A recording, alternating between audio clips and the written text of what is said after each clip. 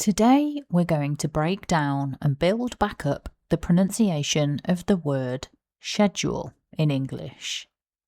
The pronunciation guidance from the Cambridge Dictionary shows that this word has 2 syllables and the stress is on syllable 1. That's schedule. Let's break it down into syllables. Syllable 1 starts with the unvoiced sh sound, followed by the short e vowel, then the voiced j sound. So that's sh, e, j, schedge. Then syllable 2 is the long oo vowel, followed by the l sound, which together sounds like ool. So if we put all the sounds back together, we have schedule, with the stress on syllable 1. Repeat after me.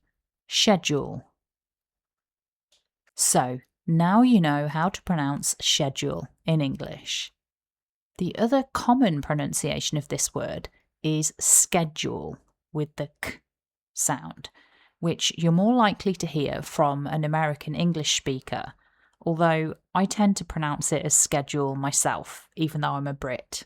Possibly because I've watched a lot of American movies over the years. Who knows? Anyway, if you've got any questions, let me know in the comments, and if you found that useful, hit the like button. Thanks for watching, and have a great day.